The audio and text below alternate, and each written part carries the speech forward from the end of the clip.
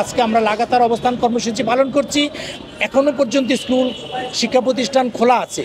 যদি আমাদের 2-1 দিনের মধ্যেই সরকার একটি আলোচনার মধ্য দিয়ে পূর্ণাঙ্গ উৎসব ভাতা, বাড়ি ভাড়া এবং চিকিৎসা ভাতা যেটা সরকারি শিক্ষক কর্মচারীরা পায় তদ্রূপ যদি প্রদান করা না হয় এবং শিক্ষা ব্যবস্থা জাতীয়করণের ঘোষণা না আসে, তাহলে আমরা এই লাগাতার কর্মসূচিটা তালাবদ্ধভাবে শিক্ষা প্রতিষ্ঠান তালা লাগিয়ে 2023-এ যেভাবে শিক্ষক কর্মচারীরা এই রাজপথে অবস্থান করছিল, আমরা সেই অবস্থান কর্মসূচিতে যাব। তাই আমরা মাননীয় শিক্ষা উপদেষ্টা এবং প্রধান উপদেষ্টার কাছে আমাদের আহ্বান, আপনারা শিক্ষকদের যেন রাজপথে থাকতে না হয়, এই ন্যায্য দাবি নিয়ে। আমাদের 97% হচ্ছে বেসরকারি শিক্ষক। এই একটা মেজরিটি পার্সেন্ট শিক্ষক হচ্ছে বেসরকারি।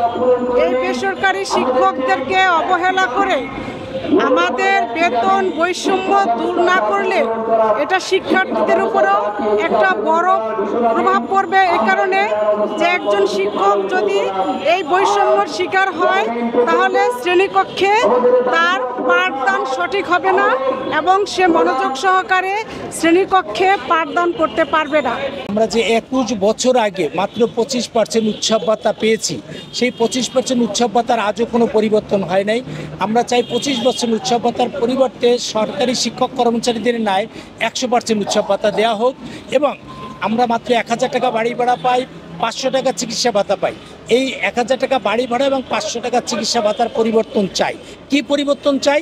এদেশের আমরা 97% শিক্ষা কার্যক্রম পরিচালনা করি এমপিভুক্ত শিক্ষক কর্মচারী বেসরকারি যারা, অথচ আমরা এই শিক্ষা ব্যবস্থায় সরকারি এবং বেসরকারি পাহাড়সম বৈষম্য, এই বৈষম্য অবসানের লক্ষ্যেই আমাদের পূর্ণাঙ্গ উৎসব ভাতা, বাড়ি ভাড়া এবং চিকিৎসা ভাতা এটা সরকারি শিক্ষক কর্মচারীরা যেভাবে পায় আমরা সেইভাবে দাবি করে আসছি দীর্ঘদিন যাবৎ। যেহেতু বাংলাদেশ একটি দেশের সাধারণ নাগরিক সবাই সাথে সমান অধিকার ভোগ করতে পারে, এই কারণে সমস্ত শিক্ষা ব্যবস্থা জাতীয়করণ হলে সমস্ত মানুষের জন্য উপকার।